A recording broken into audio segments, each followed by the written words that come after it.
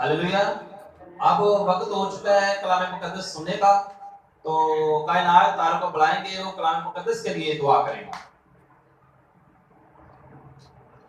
मसीह में आप सबकी सलामती हो। आए हम सब अपनी आंखों को बंद करेंगे, सर को झुकाएंगे और खुदा की हजूरी को महसूस करते हुए दुआ करेंगे। रब्बुल फाज लश्करों के खुदा, हम आपकी शुक्रगुजारी करते हैं, आपके नाम को धन्यवाद कहते हैं। ऐ मेरे जिंदा खुदावंद, आसमान आपका तख्त और रोह जमीन आपके पांव तले की चौकी है। ऐ खुदावंद यहोवा खुदा, रूह कुदस की रहनुमाई को मांगते हैं, पाक रूह की आग को मांगते हैं मेरे बाप यहोवा खुदा। ऐ जिंदा आसमानी बाप, आपकी खादिम के लिए, आपके मकसूद के लिए आपकी शुक्रगुजारी करते हैं कि खुदावंद यहोवा खुदा आपने अपने खादिम को खुदा यहोवा पाक खुदा हमारे दरमियान भेजा ताकि वो आपकी कलाम को हमसे बयान करे और हम आपकी बातों को जाने। खुदावंद यहोवा खुदा, मैं मिन्नत करती हूँ अपने खादिम के गले को छू लेना। ऐ खुदावंद यहोवा खुदा, अपने खादिम के गले का तोक बन जाना मेरे बाप यहोवा खुदा। आपका खादिम जब कलाम करे तो खुदावंद आज के कलाम के वसीला से जिंदगियां तब्दील हो और खुदावंद यहोवा खुदा सारा इज्जत और जलाल आप ही के नाम को मिले। ऐ खुदावंद यहोवा पाक खुदा, आपका शफकत वाला हाथ खुदा भर जाए ताकि जब कलाम सुनाया जाए तो खुदावंद जिंदगियां तब्दील हो और मेरे बाप खुदावंद आपका रूह इस जगह पर ठहर जाए, आपका अपर इस जगह पर खुदावंद ठहर जाए और मेरे खुदावंद सारा इज्जत और जलाल आप ही के नाम को मिले। या खुदावंद अपने खादिम की बड़ी निगहबानी हिफाजत करना, अपने खादिम को रूह से बड़े अल्फाज इनायत करना ताकि खुदावंद सारा इज्जत और जलाल आप ही के नाम को मिले। खुदावंद यीशु मसीह के नाम से आमीन। इसी तरह आपकी भरपूर तालियों में, आप सबकी भरपूर तालियों में पास्टर तारों को दावत देंगे। हालेलुया। मसीह यीशु में आप सबको मेरी तरफ से सलाम। आज हम चंद लम्हों के लिए अपनी आंखों को बंद करेंगे और खुदावंद की हजूरी को मांगेंगे, खुदा के मस्सा को, खुदा की कुव्वत को, खुदा की ताकत को मांगेंगे। आज हम सब चंद लम्हों के लिए अपनी आंखों को बंद करें। ऐ जलाल के बादशाह, तू जो रश्कों का खुदा है, खुदा यीशु मेरे जिंदा खुदा, मैं आपका शुक्र अदा करता हूं आपके पाक मुकद्दस लहू के लिए जो आपने हम जैसे गुनाहगारों के लिए बहाया। खुदा यीशु मेरे जिंदा खुदा, और आपके पाक मुकद्दस लहू के चीटों को अपने रूबदन पर और इस कलीसिया के रूबदन पर मांगता हूं खुदावंद। और पाक खुदा, अबलीस की देखी अनदेखी नापाक रूहों को, नापाक तस्वीरों को, नापाक फरिश्तों को मैं खुदा बाप, खुदा बेटे, खुदाए और रोल कुदस के नाम से बांधता और फजा को और हवा को खुदावंद तेरे परा के लहू से वाश वाश वाश वाश करता और खुदावंद अपने आप को आपके हाथों में सौंपता हूं खुदा यीशु के नाम से, आमीन। आज हम सब जिनके पास खुदा का जिंदा कलाम है वो मेरे साथ खुदा के कलाम को खोले। आज हम देखेंगे पहला करंथियों, मेरे साथ निकाले पहला करंथियों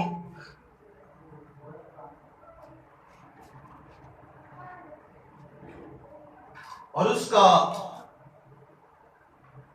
पहला बाब और उसकी 8 आयत से 18 आयत से हम पढ़ेंगे।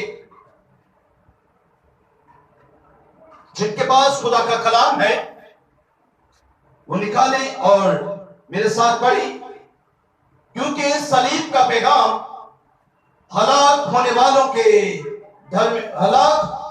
के नजदीक तो बेवकूफी है, मगर हम नजात पाने वालों के नजदीक खुदा की कुदरत है। क्योंकि लिखा है कि मैं हकीमों की हिकमत को निस्त और अक्लमंदों की अक्ल को रद्द करूंगा। कहां का हकीम, कहां का फतिया और कहां का इस जहान का बातचीत करने वाला? क्या खुदा ने दुनिया की हिकमत को बेवकूफी नहीं ठहराया? इसलिए कि जब खुदा की हिकमत के मुताबिक दुनिया ने अपनी हिकमत से खुदा को ना जाना, तो खुदा को ये पसंद आया कि उस मनादी की बेवकूफी के वसीला से ईमान लाने वालों को नजात दे। चुनाचा यहूदी निशान चाहते हैं और यूनानी हिकमत तलाश करते हैं, मगर हम उस मसीह मसलूब की मनादी करते हैं जो यहूदियों के नजदीक ठोकर और गैर कौमों के नजदीक बेवकूफी है। लेकिन जो हम भलाए हुए हैं, यहूदी हो या यूनानी, उनके नजदीक मसीह खुदा की कुदरत और खुदा की हिकमत है, क्योंकि खुदा की बेवकूफी आदमियों की हिकमत से ज्यादा हिकमत वाली है और खुदा की कमजोरी आदमियों के जोर से ज्यादा जोर आवर है। खुदावंद का पाक कलाम पढ़ा, सुना और कबूल किया जाना हम सबों के लिए बात से बरकत हो।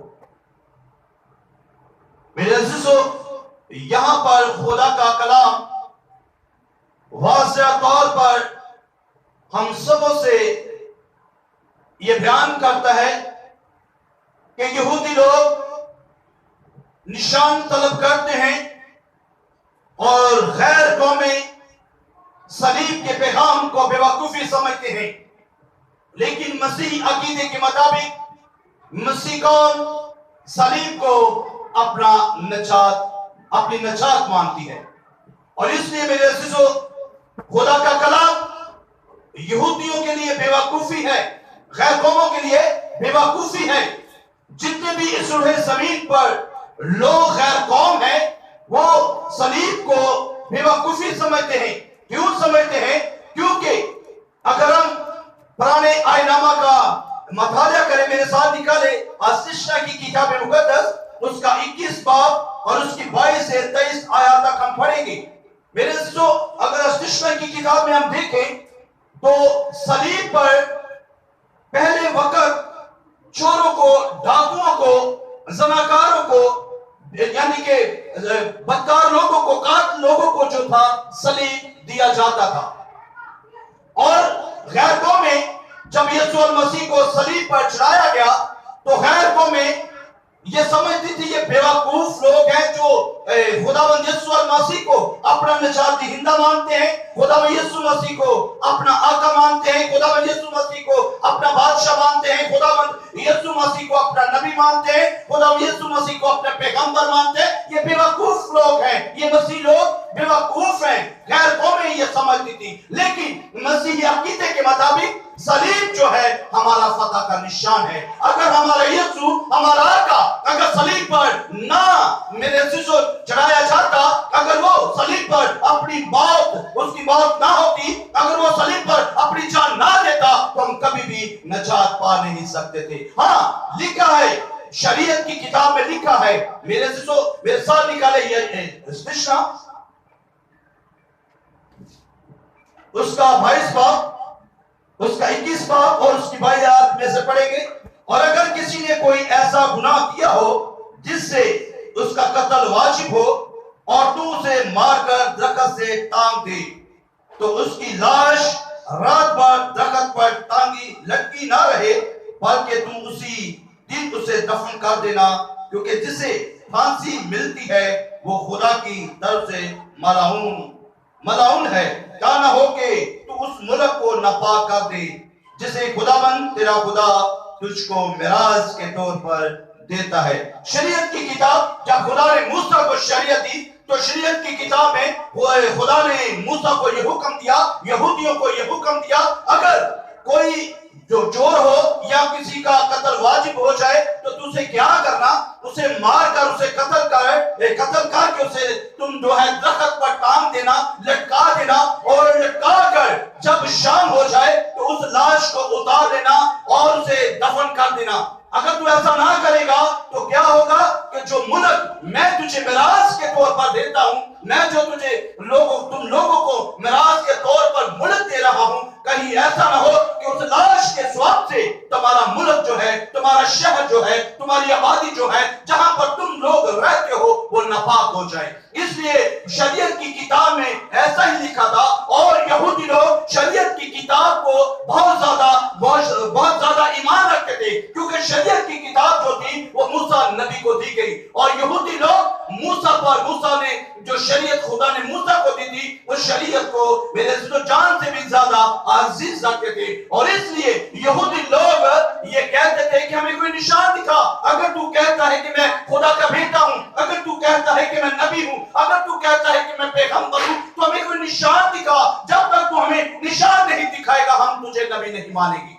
यहूदी लोग ये कहते थे, क्योंकि वो शरीयत के मुताबिक चलते थे, वो शरीयत के मुताबिक चलते थे। और गैर कौमें इस बात को ठोकर कहती हैं, गैर कौमें कहती हैं बेवकूफ हैं, क्योंकि शरीयत की किताब में लिखा है कि जिस किसी का कत्ल किया जाता है, जिस किसी को दरख्त पर टांग दिया जाता है, लटका दिया जाता है, वो क्या है? मलाऊन, यानी कि लानती है। और हमारा यीशु हमारे गुनाहों की खातिर जब उसे सलीब दी गई और उसे सलीब पर लटकाया गया, उस लकड़ी पर लटकाया गया, तो गैर कौमें ये समझती थी कि ये लानती है। खुदा यीशु मसीह तो गुनाहगार है, खुदा यीशु मसीह तो जो है कातिल है, खुदा यीशु मसीह तो चोर और डाकू है, वो ये समझते थे, क्योंकि शरीयत की किताब में लिखा था। क्योंकि यहूदी लोग इसलिए खुदा यीशु मसीह से कहते थे कि हमें निशान दिखा, और गैर कौमें इसे बेवकूफी समझ रही थी। और इसलिए मेरे अजीजों, लोग ये समझ रहे थे, गैर कौमें ये समझती थी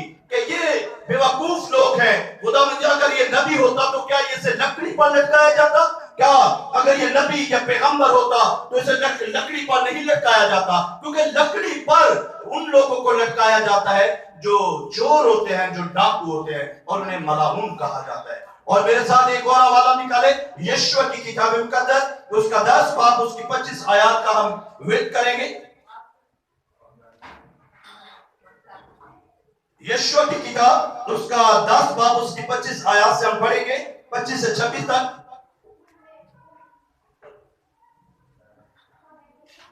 और यशुआ ने उनसे कहा, खौफ ना कर और हंसार मत हो, मजबूत हो जाओ और हौसला रखो, इसलिए कि खुदावंद तुम्हारे सब दुश्मनों से जिनका मुकाबला तुम करोगे ऐसा ही करेगा। उसके बाद यशुआ ने उनको मारकर कत्ल किया और 5 दरख्तों पर उनको टांग दिया। सो शाम तक दरख्तों पर लटके रहे, और सूरज डूबते वक्त उन्होंने यशुआ के हुक्म से उनको दरख्तों से उतार कर उसी खार में जिसमें वो जा चुके थे डाल दिया, और खार के मुंह पर बड़े बड़े पत्थर डाल दिए जो आज तक मौजूद है। मेरे अजीजों, यशुआ की किताब मुकद्दस, यशुआ की किताब मुकद्दस में ये लिखा है कि यशुआ पर मेरे अजीजों 5 बादशाहों ने हमला किया। 5 बादशाह थे और यशुआ की तरफ बढ़े। यहूदियों से वो जंग करने के लिए आए, और यहूदी जो थे घबरा गए, परेशान हो गए, और यहूदियों ने खुदा से दुआ की और खुदा के हाज़ुर इल्तिजा की, खुदा से पुकारा, और यशुआ को खुदा ने कहा कि यशुआ मत डर, ये 5 बादशाह मैं तेरे हाथ में कर दूंगा, ये तेरा कुछ भी नहीं कर सकते। इन 5 बादशाह को मैंने तेरे हाथ में कर दिया है। और मेरे अजीजों, जब 5 बादशाह यशुआ से लड़ने के लिए, यहूदियों से लड़ने के लिए आए, इसराइल से लड़ने के लिए आए, और खुदा के कौल के मुताबिक जो हुक्म यशुआ को खुदा ने दिया था, उस कौल के मुताबिक जो 5 बादशाह यशुआ की इसराइल कौम से लड़ने के लिए आए थे, उन 5 बादशाह को यशुआ ने अपने हाथ में कर दिया। और 5 मुल्कों के बादशाह जो यशुआ से लड़ने के लिए आए थे, उन 5 के 5 मुल्कों को उन्होंने निस्तो नाबूद कर दिया, उनकी फौज को मारा, और बादशाह भागकर पहाड़ों की तरफ गए, गारों की तरफ गए। और जब यशुआ को यह पता चला कि वो बादशाह जो 5 बादशाह है वो गारों में छुप गए हैं, वो पहाड़ों में छुप गए हैं, तो मेरे अजीजों, यशुआ ने अपने सिपाहियों को, अपने जेलदारों को, अपने फौजियों को यह हुक्म दिया कि उन 5 बादशाहों को पकड़कर मेरे पास ले आओ। और यशुआ के मुताबिक उन्होंने हुक्म को माना, और वो सिपाही जो थे, वो फौजी जो थे, उन फौजियों ने क्या किया, जो गारों में बादशाह छुप गए थे, उन 5 बादशाहों को उन्होंने अपनी तरफ बाहर निकाला, और निकाल कर जो है यशुआ के पास ले आए। खुदा का बंदा यशुआ जब उनको देखता है तो उन सिपाहियों से कहता है, उन फौजियों से अपने जरदारों से कहता है कि इनकी गर्दनों को उतार दो, इन्हें मार दो, और इन्हें मारकर जहां पर ये छुपे थे उसी जगह पर इन्हें जाकर क्या करो, उसी जगह पर इन्हें जाकर बंद कर दो। और पहले उन्होंने उन्हें कत्ल किया और फिर कहा कि इसे जो है दरख्तों पर टांग दे। दरख्तों पर इसलिए टांगा जाता था ताकि आने वाले लोग इबरत हासिल कर सके, आने वाले लोग ये गुनाह न कर सके, ज़िनाकारी न कर सके, हरामकारी न कर सके, कत्ल न कर सके, चोरी न कर सके। तब इसलिए मेरे अजीजों ये खुदा ने शरीयत दी थी कि जब कोई भी इंसान कत्ल करेगा या चोरी करेगा, तो जब वो चोरी करेगा तो उसे कत्ल करके दरख्त पर टांग दिया जाएगा, तो दूसरे लोग देखकर इससे डरेंगे, खौफजदा होंगे कि हम ऐसा काम नहीं करेंगे। इसलिए खुदा ने शरीयत दी। और खुदा के कलाम में लिखा है जब यशुआ ने उन 5 बादशाहों को मार दिया तो उन्हें जो है लकड़ी पर टांग दिया और शाम हुई, और शाम के वक्त फिर यशुआ ने अपने सिपाहियों को हुक्म दिया कि उन्हें जो है दरख्त से उतार दो और जिस गार में वो छुपे थे उसी गार में जाकर इन्हें दफन कर दो। और उन्होंने यशुआ के हुक्म को माना और उन 5 बादशाहों को दरख्त से उतारा और उतार कर उन्हें क्या किया, उन्हें गारों में रख दिया और गार के आगे जो है बड़े बड़े पत्थर रख दिए। और बाइबल मुकद्दस ये बात साबित करती है, बाइबल मुकद्दस में लिखा है कि आज तक वो गारे जहां पर यशुआ ने 5 बादशाहों को मारा था और 5 गारों में जहां पर यशुआ ने उन बादशाहों को मारकर अंदर कैद कर दिया था, मारकर उन पत्थरों उन सुरंगों के आगे पत्थर रख दिया था, वो आज तक मौजूद है बड़ी इस्राइल में। तो मेरे से जो ये है, और इसलिए शरीयत के मुताबिक जो यहूदी लोग हैं वो इसलिए यीशु मसीह जब जमीन पर आए तो वो ये कहने लगे कि हमें कोई निशान दिखा, अगर तू वाकई बादशाह है, अगर तू वाकई खुदा का नबी है, अगर तू वाकई खुदा का बंदा है तो हमें कोई निशान दिखा। और मेरे अजीजों और गैर कौमें जो थी इस बात को जो है ठोकर का बायस समझती है। और मेरे अजीजों हमारा यीशु हमारा आका, मेरे अजीजों खुदा के कलाम में लिखा है कि उसने खुदा को हम पर रहम आया। खुदा ने बहुत से अपने नबी भेजे, बहुत से अपने पैगंबर भेजे, लेकिन कोई भी जो है शैतान पर गालिब ना सका। यीशु मसीह का इस दुनिया पर आने का सिर्फ एक ही मकसद था कि वो हमको निजात बख्श सके, वो हमें दुश्मन इब्लीस से बचा सके, वो हमें मौत से रहाई दे सके। जो हमारी और खुदा का, मेरे अजीजों, खुदा का और हमारा रिलेशन खत्म हो चुकी थी, उस रिलेशन को मेरे अजीजों बहाल करने के लिए खुदा ने अपने इकलौते बेटे यीशु मसीह को इस जमीन पर भेजा। और खुदा नहीं चाहता था कि हम जिस इंसान को उसने अपनी छवि पर बनाया है, अपनी सूरत पर बनाया है, मेरे अजीजों खुदा नहीं चाहता था कि इंसान जो है अल्लाह को, खुदा आसमान पर बैठे हुए हर एक इंसान को देख रहा था कि जिस इंसान से मैं मोहब्बत करता हूं, जिस इंसान से मैं प्यार करता हूं, जिस इंसान को मैंने अपनी छवि पर बनाया है, जिस इंसान की तस्वीर को मैंने अपने हाथ पर खोद रखा है, वो इंसान गुनाह की तरफ बढ़ता जा रहा है, वो इंसान आग की झील की तरफ बढ़ता जा रहा है। और खुदा को इंसान पर रहम आया, खुदा को इंसान पर तरस आया और खुदा ने ये कहा कि अब कोई भी ऐसा शख्स नहीं जो मेरे लोगों को निजात बख्श सके, जो मेरे लोगों को मौत से बाहर निकाल सके। मेरे जो खुदा को ये पसंद आया कि उसने अपना इकलौता बेटा इसने जमीन पर भेजा और उसके बेटे के वसीला से हम लोगों ने निजात पाई। खुदा का रूह जमीन पर अपने बेटे को भेजने का यही एक मकसद था कि हम निजात पा जाए, हम जिंदगी पा जाए। अगर खुदा अपने इकलौता बेटा इस रूह जमीन पर ना भेजता तो हम कभी भी निजात पा नहीं सकते थे, हम कभी भी जिंदगी पा नहीं सकते थे। खुदा को यह पसंद आया कि मैं अपने बेटे को भेजूंगा। मेरे अजीजों जितने भी नबी आए, जितने भी पैगंबर आए, कोई भी शैतान पर गालिब ना सका। हर एक इंसान से खता हुई, हर एक इंसान से मेरे अजीजों गुनाह हुआ। और मेरे अजीजों खुदा के कलाम में लिखा है, अगर हम शरीयत की किताब मुकद्दस को पढ़े तो जब किसी इंसान से खता हो जाती थी, जब कोई इंसान गुनाह कर लेता था तो बेअहबरा की कुर्बानी दी जाती थी। और जब तक वो बेअहबरा की कुर्बानी नहीं देते थे उस वक्त तक इंसान अपने गुनाहों से पाक नहीं होता था। शरीयत की किताब में लिखा है, और बेअहबरा सिर्फ खुदा का इकलौता बेटा यीशु ही था।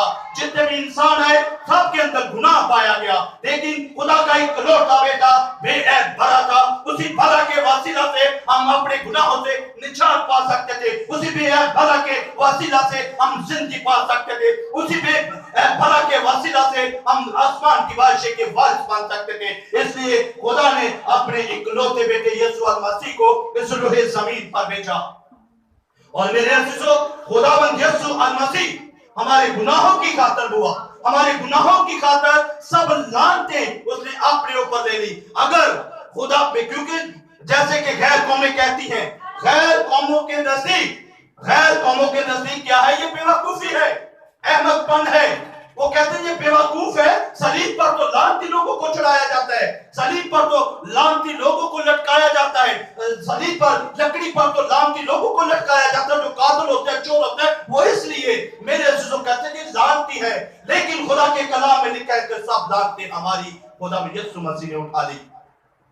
खुदा में यीशु मसीह ने हमारी लानतें अपने कांधे पर उठा ली। अगर हमारे सारे गुनाह, हमारी सारी बदिए वो हमारे गुनाहों की खातिर लानती बना, वो चुप रहा, वो खामोश रहा, उसकी दाढ़ी को नोचा गया, उसके मुंह पर थूका गया, उसको कोड़ों से मारा गया, लेकिन वो खामोश रहा क्योंकि वो जानता था कि मैं अगर इन लोगों की खातिर अपनी जान का फिदिया नहीं दूंगा, मैं अगर इन लोगों की खातिर कुर्बान नहीं होऊंगा, तो ये लोग जिसको खुदा मोहब्बत करता है, ये मेरे लोग कभी भी गुनाहों से आजाद नहीं हो सकते। इसलिए खुदावंद चुप रहा, वो सहता गया। हर एक जुल्म उसने हमारे गुनाहों की खातिर सहा। हमारा यीशु, हमारा आका, हमारे सारी बदकारी, हमारी सारी लानतें उसके कांधे पर ढाली गई। और जब खुदा यीशु मसीह ने अपनी जान सलीब पर दी, जब खुदा यीशु मसीह ने अपनी जान सलीब पर दी, तो मेरे अजीजों उस क्रॉस पर जो था वो लहू जब बहा यीशु का, तो वो लानती सलीब जहां पर लानती लोगों को लटकाया जाता था, वो लानती लकड़ी पाक हो गई। और आज मसीह लोगों के नजदीक वो निजात है। अगर हमारा यीशु, हमारा आका, हमारा बादशाह सलीब पर जान ना देता, तो हम कभी भी जिंदगी के वारिस ना बनते, कभी भी खुदा की बादशाह के वारिस ना बनते। वो लकड़ी जिन पर चोरों डाकुओं को लटकाया जाता था, उस लकड़ी पर हमारे आका का, हमारे बादशाह का, हमारे यीशु का लहू बहा, और वो लकड़ी लानत से पाक हो गई। और सारी लानतें जो इंसान पर थी यीशु ने अपने ऊपर उठा ली। और यीशु ने क्या? यीशु ने हमें सब गुनाहों से, सारी लानतों से, सारी बीमारियों से रहाई बख्श दी। मेरे खुदा का दुनिया में सिर्फ आने का यही एक मकसद था कि वो हमें सब लोगों को निजात बख्शे। मेरे अजीजों, यीशु के वसीला से हम निजात पा सकते थे, यीशु के वसीला से हम अपने गुनाहों से रहाई पा सकते थे। अगर यीशु अपनी जान का फिदिया ना देता तो हम कभी भी जिंदगी नहीं पा सकते थे। खुदा बहुत से नबी भेजता रहा, बहुत से पैगंबर भेजता रहा, लेकिन कोई भी शैतान पर गालिब ना सका। और शैतान ने मेरे अजीजों यीशु को भी गुमराह करने की कोशिश की। वो यीशु पर इतने जुल्म करता रहा, इतने सितम करता रहा कि यीशु भी जो है कोई ना कोई गलती करे और इंसान को गुनाहों से निजात ना दे सके। इसलिए मेरे अजीजों, सलीब का पैगाम जो है हमारे मसीही लोगों के लिए निजात का पैगाम है। मेरे अजीजों, खुदा के कलाम में एक और हम आयत देखेंगे। मेरे साथ निकाले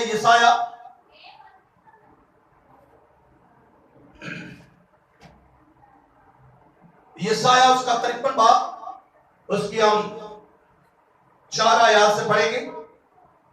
तो भी उसने हमारी मशक्कतें उठा ली और हमारे गमों को बर्दाश्त किया, पर हमने उसे खुदा का मारा, कूटा और सताया हुआ समझा। हालांकि वो हमारी खताओं के सौंप से घायल किया गया और हमारी बदकारी के बायस कुचला गया। हमारी ही सलामती के लिए उस पर सियासत हुई ताकि उसके मार खाने से हम शिफा पाए। मेरे अजीजों, खुदा के कलाम में यशाया नबी हजारों साल पहले ये पेशन गोई कर रहा है कि यीशु मसीह जो खुदा का इकलौता बेटा है। मेरे अजीजों, हालांकि हमारी ही बदकारी, हमारी ही खताएं थी, हमारी ही मशक्कतें, हर एक बदकारी, हर एक बुरे से बुरे गुनाह हम करते रहे, वो सारे गुनाह यीशु ने खामोशी से अपने कांधे पर उठा लिए। और हमने उसे क्या समझा? ये तो खुदा का मारा हुआ, फूटा हुआ इंसान है। यहूदी लोग गैर को में ये समझ रही थी, लेकिन मेरे दोस्तों, खुदा हमारे निजात के लिए रूहे जमीन पर आया। खुदा ने अपना इकलौता बेटा इसलिए भेजा क्योंकि खुदा को पसंद आया कि मेरे बेटे के सिवा कोई भी ऐसा शख्स नहीं जो मेरे लोगों को आजाद कर सके। और इसलिए यशाया नबी हजारों साल पहले ये पेशन गोई कर रहा है कि हमने उसे खुदा का मारा, टूटा हुआ एक आम इंसान समझा,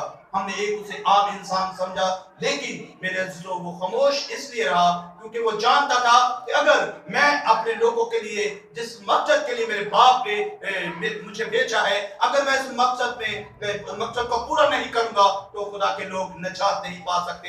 इसलिए इब्लीस तो चाहता था कि यीशु मसीह गुमराह हो जाए, जिस तरह बहुत से नबी आए, मूसा नबी आया, एलिया नबी